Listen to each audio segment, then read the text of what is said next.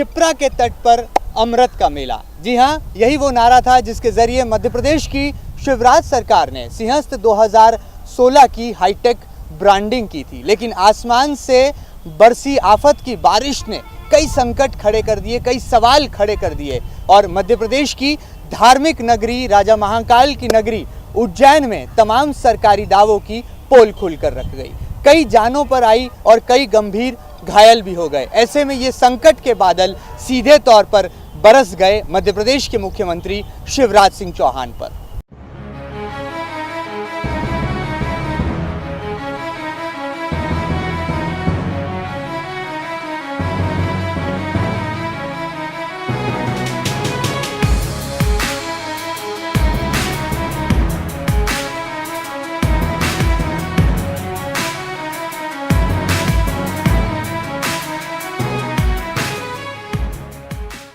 मई महीने की 5 तारीख सिंहस्थ नगरी उज्जैन के लिए परीक्षा की घड़ी बनकर आई।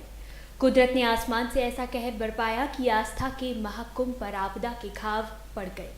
आंधी, तूफान और बेमौसम बरसात ने सिंहस्थ के लिए किए गए इंतजामों की पोल खोल कर रख दी और सामने आ गया उज्जैन जिला प्रशासन का मिसमैनेजमेंट। सिंहस्थ नगरी पर जब संकट के बादल मंडराए और आसमान से आफत की बारिश यहाँ पर बरसी तो क्या नज़ारा था, इसका जायजा लिया डी लाइव न्यूज़ के संवाददाता हेमंत मालवीय ने। आइए ज़रा देखते हैं उज्जैन नगरी किस तरह से यहाँ पर संकट की घड़ी में दिखाई दी और कैसे मुश्किल हालातों से जूझते रहे तमाम मातहत अधिकारी और तमाम राजनेता।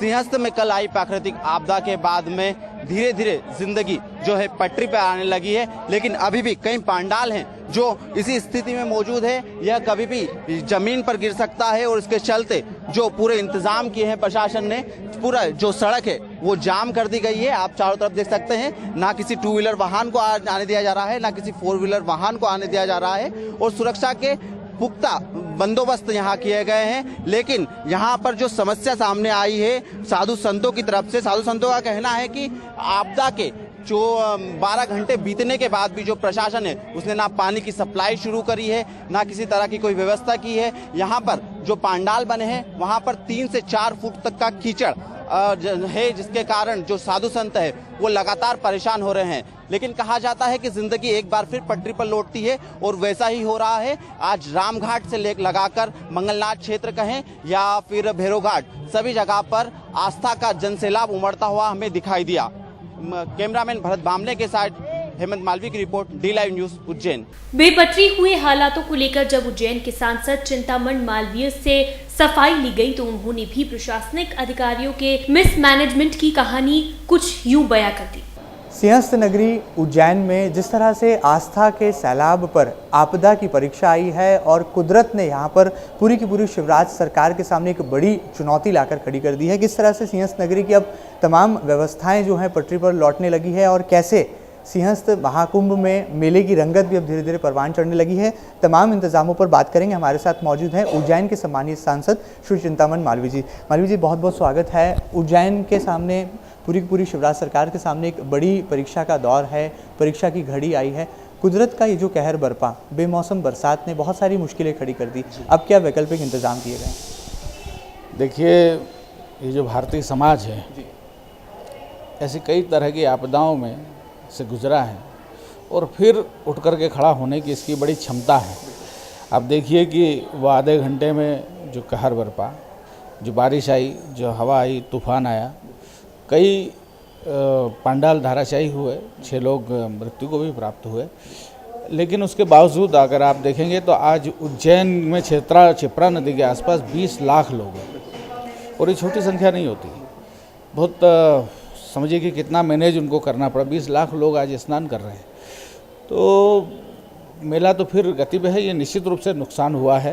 पांडाल डैमेज हुए हैं, उनको फिर से खड़ा करना है, व्यवस्थाएं बहाल करना है। कई भोजन सामग्री भी भीग गई है, उसको फिर से काम में लाना या फिर नई भोजन सामग्री की व्यवस्था करना। और जब लाखों लोग उज्जैन में हो तो इतनी बड़ी संख्या में लोगों को फिर से भोजन और तमाम सैनिटरी की व्यवस्था करना, पानी की व्यवस्था करना, ये सब है। प्रशासन उसमें लगा है, जल्दी हो जाएगी। सांसद जी, एक सवाल और जनता की तरफ से आता है। 48 घंटे पहले मौसम विभाग ने इस बात के संकेत भी दिए थे। उज्जैन जिला प्रशासन खासतौर पर अधिकारियों को इस बात से पहले ही अवगत करा दिया गया था। क्या लगता है प्रशासनिक रूप से भी कहीं ना कहीं सूझबूझ दिखाने में अधिकारी मात खा गए? मैं प्रशासन की तरफ से कुछ नहीं बोलूँगा, इसका जवाब वही देंगे कि यदि उनको किसी इस तरह की कोई सूचना थी तो उन्होंने अलर्ट जारी क्यों नहीं किया और इसको क्यों उपेक्षित किया। यदि वो अलर्ट कर देते तो हो सकता है नुकसान कम होता, लोग आसपास कम होते। लेकिन फिर भी मैं एक बात ये ज़रूर कहना चाहूँगा कि इस तरह की घोषणाएं और ये सब बड़ी अनिश्चित होती है। कोई अपेक्षा नहीं कर सकता, कोई उम्मीद, कोई आशंका, अंदेशा नहीं हो सकता कि मई के महीने में इतनी तेज़ बारिश आ जाएगी बगैर कोई वातावरण। ऐसा सुबह कोई वातावरण नहीं था, दोपहर में भी नहीं था, 1 घंटे में पूरा वातावरण बना और आप देखिए कि बारिश हो गई। तो वो सडन था, अलग सडन, तो उसमें कोई। संजय जी, आपने भी बहुत मेहनत की, सिंहस्थ की तैयारियों से लेकर के तमाम बैठकों में आपने अधिकारियों को निर्देश भी जारी किए, बहुत सारी मॉनिटरिंग भी आपने की। रामघाट पर जो हालात बने, अचानक से जो है ड्रेनेज लाइन फूट गई, क्या लगता है कहीं ना कहीं मिसमैनेजमेंट भी थोड़ा सा हुआ है? जो पूरा का पूरा सिंहस्थ का मैनेजमेंट था वो बिगड़ा है इस कुदरत की परीक्षा के दौरान? मेरे ख्याल से इस आधार पर मिसमैनेजमेंट कहना तो उचित नहीं होगा। ये सत्य है कि पिछले कई सालों से उज्जैन का जो गंदा पानी है, नालियाँ हैं, नाले हैं, वो बह कर के नदी में मिलते थे। पिछले 1-1.5 साल से माननीय शिवराज सिंह जी की सरकार ने तय किया, स्वयं मुख्यमंत्री जी ने तय किया और उन्होंने बहुत ज़्यादा ध्यान इस पर दिया कि एक भी नाला नदी में ना मिले। हमने खुद मॉनिटर किया, समय समय पर प्रशासन को बताया वहाँ मिल रहा है, वहाँ मिल रहा है, सारे नाले रोके। और अब स्थिति ये है कि इस शायद प्रारंभ से अभी तक, या जब से कोई सैनिटरी सिस्टम होगा तब से अब तक 100 सालों 200 सालों में पहली बार हुआ कि छिपरा में कोई नाला नहीं मिल रहा है। अब ये व्यवस्था बहुत कम समय में बनी, तो अब एकदम पानी आ गया तो कुछ एक आध नाला उभराया है, उफान पर आया है और वो उसका पानी कुछ ज़रूर मिला है, लेकिन वो बह कर के चला गया। अब वापस ठीक करने की उसमें है। अब शिप्रा शुद्ध है, पूरी तरह से शुद्ध है, उस पर कहा जाए तो अतिशयोक्ति नहीं होगी। जी जी। अगला सवाल एक और है। 14 मई को देश के सम्मानीय प्रधानमंत्री नरेंद्र मोदी जी आने वाले हैं। पूरी की पूरी तैयारियां जो हैं आपके संसदीय क्षेत्र में चल रही है। निनोरा में सीधे तौर पर वैचारिक महाकुंभ का एक बड़ा आयोजन है। कैसी तैयारियां हैं और कहीं कोई कुदरत की परीक्षा की घड़ी आए तो उससे निपटने के लिए क्या एहतियातन कदम भी उठाना शुरू कर दिए गए? जब वैचारिक कुंभ की बात करते हैं, तो जब विचार की ही बात करते हैं, तो अपने आप प्रस्फुटन होता है, प्रकट होता है कि वो बहुत बड़ी संख्या वाला कार्यक्रम नहीं है। वो विद्वानों का कार्यक्रम है, समाज को दिशा देने वालों का कार्यक्रम है। जो अमृत वहाँ से निकलेगा वो पूरे विश्व में उसकी एक ध्वनि जाएगी कि कैसा जीवन होना चाहिए। आप देखिए कि जो इस्लामी जगत में या अन्य सेमिटिक जगत में जो हो रहा है कि किस तरह की मारकाट मची है। रोज़ आप अखबार उठाइए, 500 लोग केवल धर्म के नाम पे ही मर रहे हैं, कोई कल्पनाशील बहिष्ठ के नाम पे मर रहे हैं, स्वर्ग के नाम पे मर रहे हैं, रोज़ 500 लोग मर रहे हैं। तो ये क्या ऐसे दुनिया चलेगी?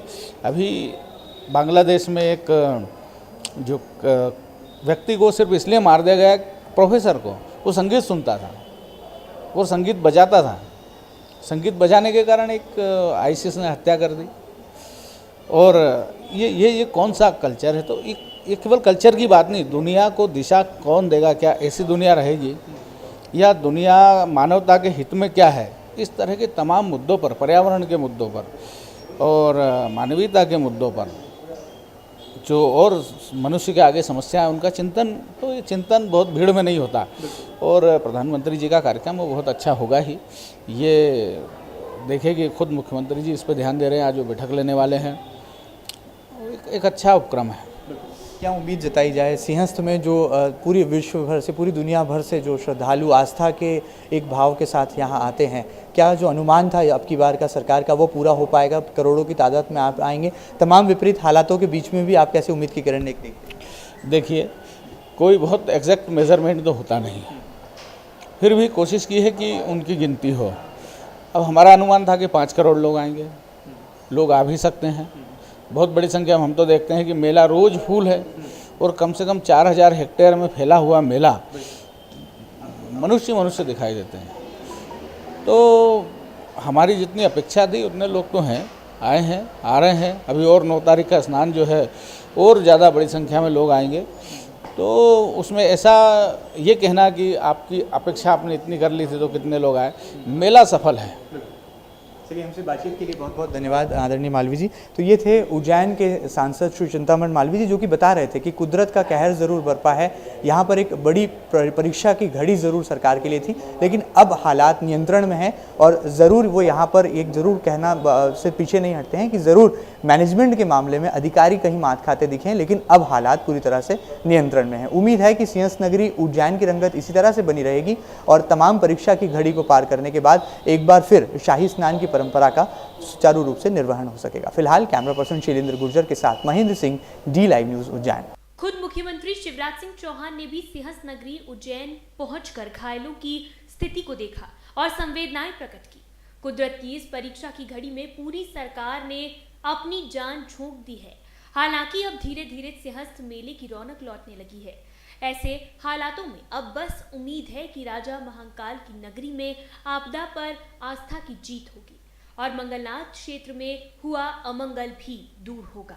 सिंहस्थ नगरी उज्जैन परीक्षा की घड़ी के दौर से गुजर रही है। ऐसे में सरकार ने तमाम इंतजामात किए हैं और अचानक बेमौसम हुई बरसात ने जो भी कहर बरपाया, कुदरत के इस कहर से निपटने के लिए पूरी की पूरी सरकार ने जान झोंक दी है सिंहस्थ नगरी उज्जैन में। फिलहाल हमारे साथ खुद मौजूद हैं उज्जैन नगरी में ही तमाम मेला क्षेत्र का भ्रमण कर चुके और तमाम व्यवस्थाओं पर निगरानी बनाए हुए भारतीय जनता पार्टी के सम्मानीय प्रदेश अध्यक्ष श्री नंद कुमार सिंह चौहान जी। चौहान साहब, आपका बहुत बहुत स्वागत है। किस तरह से आपने मेला क्षेत्र में भ्रमण किया है और अब वैकल्पिक इंतजाम किए जा रहे हैं और वापस एक बार फिर सिंहस्थ की रंगत परवान चढ़ने लगे, इसके लिए पूरी कोशिशें की जा रही हैं? प्राकृतिक आपदा से प्रशासन ने और उज्जैन की जनता ने, साधु संतों ने, भक्तों ने मिलकर जो मुकाबला किया, तो आपदा पे श्रद्धा भारी पड़ गई, ये मैंने उज्जैन में देखा है। मुख्यमंत्री जी रात भर का सफ़र करके यहाँ पर पहुँचे और पूरे नगर में स्थिति का उन्होंने जायजा लिया, मृतकों से, मृतक परिवारों से मिले और बहुत जल्द हमारे उज्जैन की सारी व्यवस्थाएं फिर यथावत स्थापित होकर यहाँ पे श्रद्धालुओं का आज भी भारी सैलाब उमड़ा है। महाकाल भगवान, उनकी नगरी में ये कार्यक्रम हो रहा है। प्राकृतिक आपदा के इस छोटे से एपिसोड से बहुत जल्द यहाँ का कुंभ उभर कर और फिर सामान्य गतिविधियाँ यहाँ प्रारंभ हो चुकी है। चौहान साहब, एक बड़ी चुनौती फिर सामने है। वैचारिक महाकुंभ का एक बड़ा आयोजन भी सिंहस्थ नगरी उज्जैन में होने जा रहा है। ऐसे में इस परीक्षा की घड़ी में क्या लगता है, थोड़ा सा मिसमैनेजमेंट भी देखने को मिला, या कहा जाए कि मौसम विभाग की बार बार चेतावनी के बावजूद भी अधिकारी कहीं सूझबूझ दिखाने में मात खा गए? आप किस तरह से देखते हैं इस पर? देखिए, मेले की व्यापकता बहुत रही। यहाँ पर चेतावनी तो लगातार दी जाती रही, लेकिन अब अलग अलग साधुओं के, संतों के अपने द्वारा बनाए गए निर्मित पंडाल है, उसमें कौन क्या कर सकता है। सबको सावधानी किया जा सकता है और मैं तो भगवान भोलेनाथ की कृपा मानता हूँ कि कल के इस बवंडर में भी कम से कम नुकसान हो पाया और ईश्वर से यही प्रार्थना करते हैं कि कुंभ का जो समय बचा है वो सुरक्षित और आसानी से पार हो और प्रदेश का ये सबसे विराट और भव्य आयोजन, जिसमें प्रदेश सरकार की तरफ से सुविधाओं में, व्यवस्थाओं में कोई कमी नहीं की गई है। आने वाले हर भक्त की चिंता यहाँ पर की जा रही है, लेकिन प्रकृति पे किसका बस है। लेकिन प्रकृति और प्राकृतिक आपदा पे भी आस्था भारी पड़ी है। मैं उज्जैन नगरवासियों का भी बहुत बहुत आभारी हूँ। यहाँ के निवासियों ने अपने घर खोल दिए और सब ने भोजन की, चाय की, नाश्ते की, सब श्रद्धालुओं की चिंता की और पूरी तरह परिस्थितियों को सामान्य बनाने में उज्जैन के नागरिकों ने जो अपना योगदान निभाया है, प्रशासन में लगे हुए सिपाहियों से लेकर तो हर कर्मचारी ने अपना जो योगदान निभाया है। मध्य प्रदेश के मुख्यमंत्री शिवराज सिंह चौहान, प्रभारी मंत्री भूपेंद्र सिंह जी और मेला समिति के अध्यक्ष माखन सिंह जी, इन्होंने भी रात भर घूम घूम कर सबको संबल दिया और व्यवस्थाओं को सामान्य बनाने में अपना योगदान दिया। चौहान साहब, जिन लोगों की मौत हुई उनके साथ ज़रूर सरकार की संवेदनाएं हैं, सांत्वना है। जो लोग गंभीर घायल हुए हैं उनके तमाम परिवार से क्या अपील होगी भारतीय जनता पार्टी के प्रदेश अध्यक्ष नरेंद्र कुमार सिंह चौहान? जो घायल है भगवान उनको स्वस्थ करे। शासन प्रशासन उनके इलाज की पूरी चिंता कर रहा है और वो स्वस्थ होकर अपने घर जाए। भगवान महाकाल की कृपा उन पर बरसे। एक आखिरी सवाल, निनोरा में वैचारिक महाकुंभ का जो है मंच सजने संवरने लगा है। 14 मई की तारीख होगी जिस दिन प्रधानमंत्री श्री नरेंद्र मोदी जी तमाम मसलों पर जो है मंथन करेंगे, वैचारिक महाकुंभ में अपने विचार रखेंगे, विचारों का आदान प्रदान होगा विद्वानों के साथ। इस पूरे कार्यक्रम की रूपरेखा रख दी गई है, तय कर दी गई है। अब ऐसी परीक्षा की घड़ी में कहीं कोई कुदरत फिर परीक्षा ना ले, ऐसे में क्या वैकल्पिक इंतजाम वैचारिक महाकुंभ की दृष्टि को रखते हुए भी किए जा रहे हैं? देखिए, कुदरत के संभावना और आशंकाओं से दुनिया रुकती थोड़ी है। कहाँ पर क्या विपदा आ जाए इसका किसको पता है। महाकुंभ जो रखा गया है, मुख्यमंत्री जी की परिकल्पना है, वो विश्व शांति के लिए, मानव एकता के लिए, सारी मानव जाति के कल्याण के लिए वहाँ पे अपने अपने विचार सब लोग रखेंगे और विश्व कल्याण के लिए जो कुछ किया जा सकता है उसका मंथन होगा।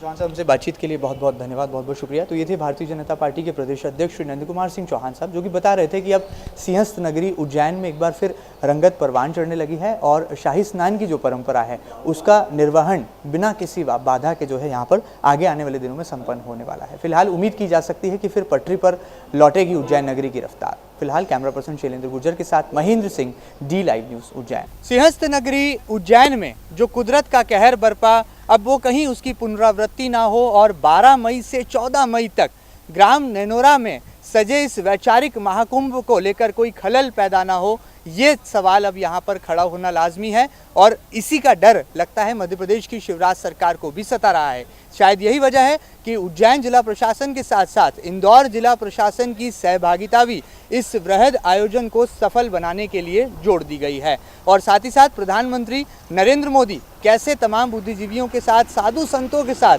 विद्वानों के साथ वैचारिक मंथन करेंगे, इस पर भी सबकी निगाहें हैं। लिहाजा इस वैचारिक महाकुंभ को लेकर कौन कौन से कयास लगाए जा रहे हैं, इस पर बात करते हैं। हमारे साथ इस खास पेशकश में जुड़ रहे हैं डी लाइव न्यूज़ के कोऑर्डिनेटर पीयूष पारे। पीयूष, जरा दर्शकों को ये बताएं कि चौथे स्तंभ का आकलन आखिर है क्या और किस तरह से 14 मई की तारीख एक बार फिर यहाँ पर परीक्षा की घड़ी मध्य प्रदेश की शिवराज सरकार के लिए बनकर सामने आने वाली है। जी देखिए, बिल्कुल महेंद्र जी, ये वाकई में एक बड़ी बात है कि जिस तरह से उज्जैन में कल तबाही का मंजर देखने को मिला और जिसमें कई श्रद्धालु जो है प्रभावित हुए। आसमान से बरसी आफत की बारिश के बाद में जो है वो जिला प्रशासन और तमाम जो जिम्मेदार है जिनके इंतजामात ठोस बताए जा रहे थे, उन सभी इंतजामातों की यहाँ पर पोल खुलकर सामने आ गई है।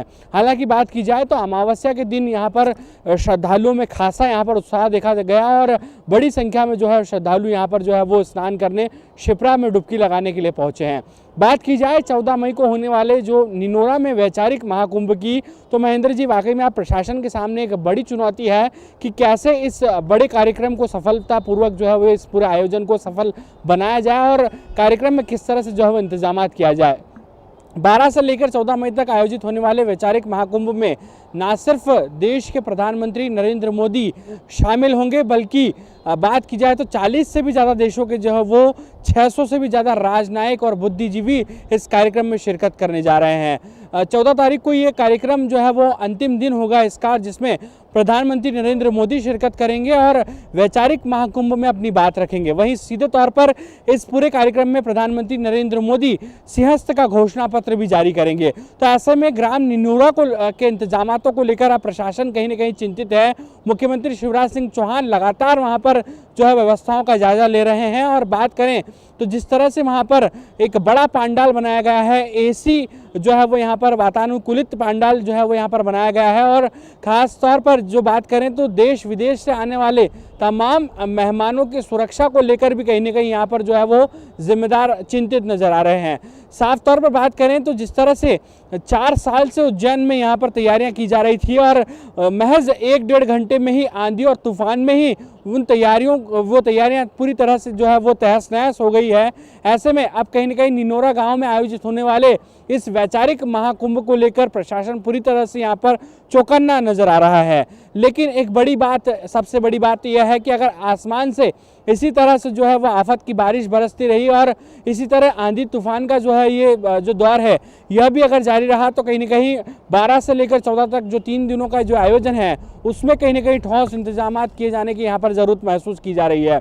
सीधे तौर पर महेंद्र जी अगर बात करें, सुरक्षा को लेकर यहाँ पर कड़े इंतजामात करने होंगे।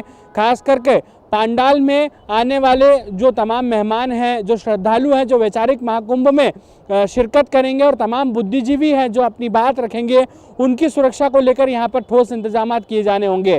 पंडाल की सुरक्षा को लेकर पहले भी लगातार जो है वो कई सवाल उठ चुके हैं कि आंधी तूफान में इस तरह की स्थिति ना हो जिससे कहीं न कहीं पंडाल क्षतिग्रस्त हो। और खासकर जब प्रधानमंत्री नरेंद्र मोदी जिस आयोजन में शिरकत करने जा रहे हैं उसको लेकर कहीं न कहीं प्रशासन पूरी तरह से यहाँ पर अलर्ट प्रशासन को होना पड़ेगा। और खासकर मुख्यमंत्री शिवराज सिंह चौहान ने भी साफ तौर पर इसके लिए निर्देश दिए हैं कि इस कार्यक्रम की रूपरेखा जब तय की जा रही थी उस वक्त भी उनका साफ तौर पर इसी बात पर जोर था कि जब भी पंडाल का निर्माण किया जाए तो इन तमाम चीज़ों को जो है वो ध्यान में रखा जाए कि उस वक्त आंधी तूफान जैसी स्थिति बनती है, अगर मौसम में किसी तरह का बदलाव आता है तो क्या इंतजामात होंगे और किस तरह के एहतियातन वहाँ पर जो है बंदोबस्त किए जाएंगे, इसको लेकर भी यहाँ पर जोर दिया जाना जरूरी है। साफ तौर पर महेंद्र जी कुल मिलाकर बात की जाए तो वैचारिक महाकुंभ यहाँ पर आयोजित जरूर हो रहा है जिसमें 40 से भी ज़्यादा देशों के जो है राजनयिक यहाँ पर अपनी मौजूदगी दर्ज करवाएंगे। इसमें जो है पर्यावरण को लेकर जो है मंथन होगा, बेटी बचाओ जैसे आंदोलन, बेटी पढ़ाओ जैसे आंदोलन को लेकर मंथन करेंगे। विश्व शांति एक बड़ा मुद्दा है जिसको लेकर जो है प्रधानमंत्री नरेंद्र मोदी का भाषण यहाँ पर केंद्रित हो सकता है और तमाम जो देश विदेश के जो बुद्धिजीवी वर्ग हैं, जो तमाम बड़े जो है वो वैचारिक जो विचारक हैं वो अपनी बात इसमें रखेंगे। तो कुल मिलाकर इस कार्यक्रम में सुरक्षा के जो है बंदोबस्त तगड़े किए जाने चाहिए ताकि किसी भी तरह की जो है वो यहाँ पर आंधी तूफान जैसी स्थिति बनती है तो कार्यक्रम में किसी तरह का खलल ना पड़े। हालांकि अब बात अगर इस पूरे कार्यक्रम की जाए तो प्रशासन मुस्तैद जरूर है, लेकिन बावजूद इसके जिस तरह से उज्जैन का आलम यहाँ पर दिखाई दिया जिसमें श्रद्धालुओं को जो है वो प्रभावित हुए, श्रद्धालुओं को खासी परेशानी का सामना करना पड़ा, तो ऐसे में वैचारिक महाकुंभ को लेकर अब यहाँ पर शिवराज सरकार के ऊपर एक बड़ी जिम्मेदारी आ रही है और प्रधानमंत्री नरेंद्र मोदी जिस कार्यक्रम में शिरकत करेंगे जिसमें 40 से भी ज़्यादा देशों के लोग जो है वो विचार मंथन करेंगे, उस कार्यक्रम को लेकर अब शिवराज सरकार को कहीं न कहीं पूरा जोर देना होगा और सुरक्षा के जो है वो लिहाज से यहाँ पर कड़े बंदोबस्त करने की जरूरत महसूस की जा रही है। इसी तरह उज्जैन के नजदीक ग्राम निनोरा में 12 से 14 मई तक होने वाले वैचारिक महाकुंभ की तैयारियों पर भी इस आपदा ने चिंता की लकीरें खींच दी है। आंधी और तूफान के बाद अब सिंहस्थ नगरी की अव्यवस्थाओं ने सरकार के नुमाइंदों को कटघरे में खड़ा कर दिया है। हो न हो बादलों की इस गर्जना ने अब अफसरों पर भी गाज गिरने के संकेत साफ तौर पर दे दिए हैं।